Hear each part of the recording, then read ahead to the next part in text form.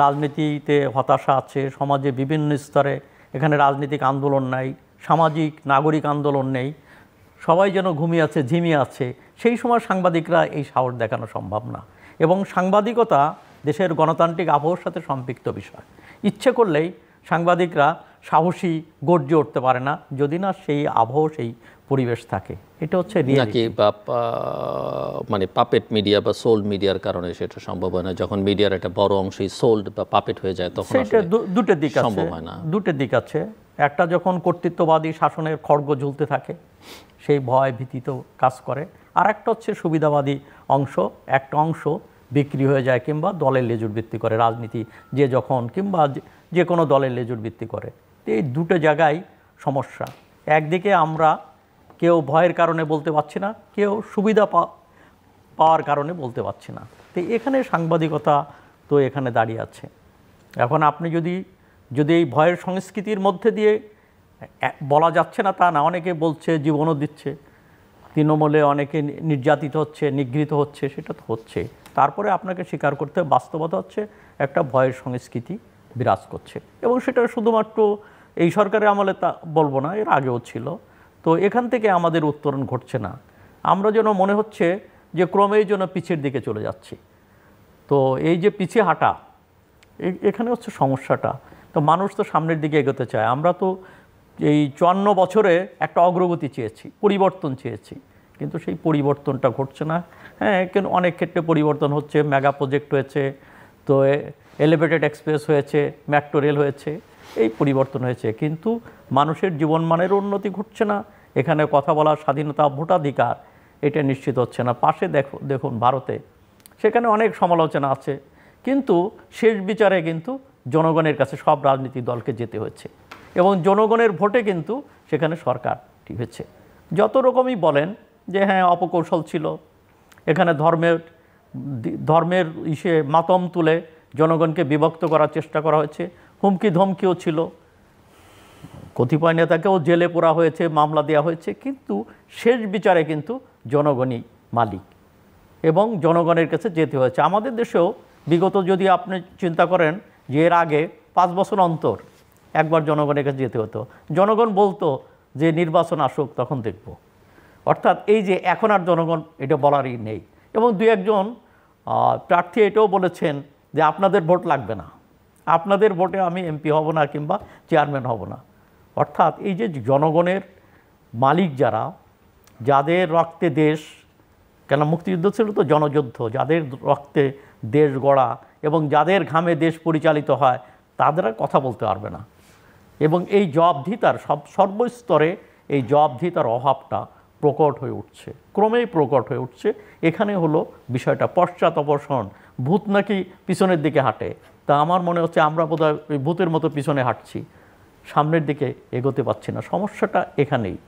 অর্থাৎ একটা গণতান্ত্রিক আবহ দরকার, দায়বদ্ধতা দরকার, জবাবদিহিতা দরকার।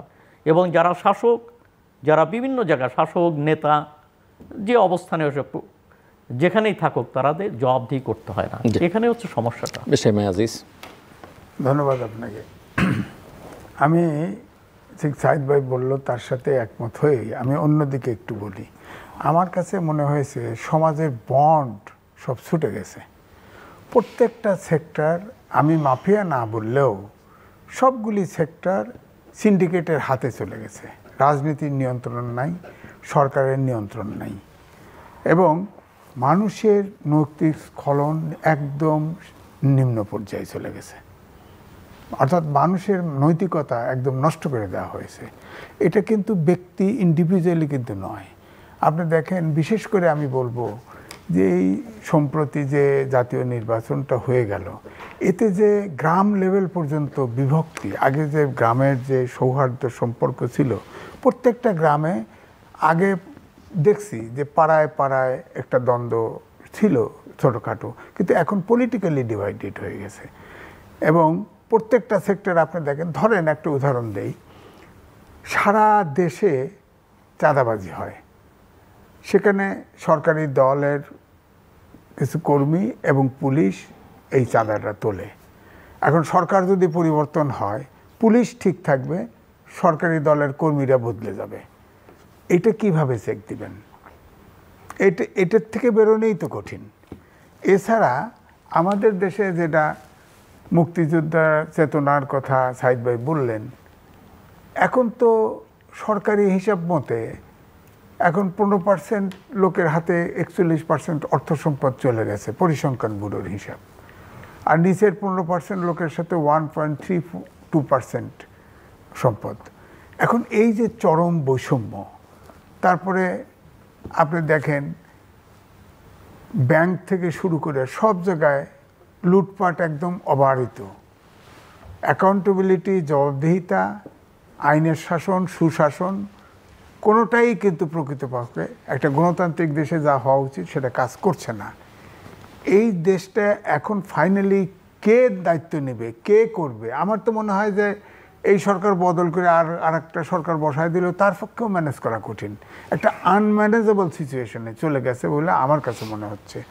এখন হয়তো সরকারি দলের লোক তারা সন্তুষ্টই হবে। এখন দেখেন সরকারি সুবিধাভোগী বলি, সরকারি সাপোর্টার বলি, সব সেক্টরে তাদের বাইরে কিছু নাই। আপনার সরকারি চাকরি বলেন, ব্যবসা বলেন, যেখানে বলেন, অর্থাৎ 15 বছর 17 বছর একটা সরকার আছে, আর যদি এই টার্ম যায় তাহলে এই দেশটা কিন্তু ওয়ান সাইডেড হয়ে যাবে। এই যে ধরেন সরকার আপনার অনেক সামাজিক সুরক্ষা কিছু দিচ্ছে, প্রণোদনা দিচ্ছে, এগুলো দেখেন মন্ত্রীর থেকে শুরু করে ইউনিয়ন কাউন্সিলের মেম্বার পর্যন্ত ভার্চুয়ালি এক দলের। এই লোকটাকে চয়েস করা হচ্ছে, যে যাকে দেওয়া হচ্ছে সেও কিন্তু একদিকের।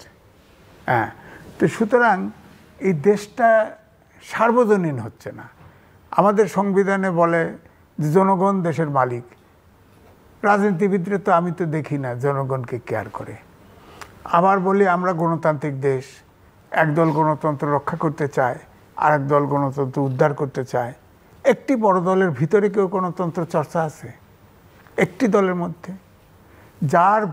যে দলের মধ্যে গণতন্ত্র নাই, সে কি করে রাষ্ট্র ব্যবস্থার মধ্যে গণতন্ত্র চর্চা করবে?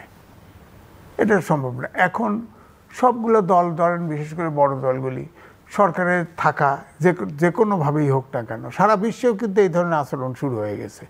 সরকারে যেভাবে হোক সরকারে থাকা অথবা সরকারে যাওয়া, এটা একটা মুখ্য পলিটিক্স হয়ে গেছে। আমরা তো ধরেন পাকিস্তান আমলেও দেখছি, এতটা রাজনীতিতে নৈরাজ্য তো দেখি নাই, এতটা অনাস্থা একটা রাজনৈতিক দলের বিরুদ্ধে, একটা রাজনীতিবিদে এতটা অনাস্থা তো দেখি নাই। আর সবচেয়ে বড় কথা, এই দেশের রাজনীতিবিদরা নিজেদের কমিটমেন্ট নিজেরা রাখে না। হোসেন মোহাম্মদ এরশাদের পতনের আগ মুহূর্তে 3 জোটের একটা রূপরেখা দিয়েছিল, সেখানে তো সব বলা ছিল কিভাবে রাষ্ট্রটা চলবে। এই বিএনপিও স্বাক্ষরকারী, আওয়ামী লীগও স্বাক্ষরকারী, ওখানে জামাত এবং জাতীয় পার্টি বাদে সব দল কিন্তু ওই ডিক্লারেশনের মধ্যে ছিল। সে জায়গা নাই, কিছুই তো লাগে না। তারা যে অঙ্গীকারটা করলো, ওইটা বাস্তবায়ন করলেই তো দেশের শান্তি এবং সুস্থ সব ফেরত আসে। ওই জায়গা তো কেউই নাই, ওটা কেউই শোনে না। এখন যদি আপনি প্রশ্ন করেন, ও আগে মানে নাই, আমি মানি না, ও মানে না।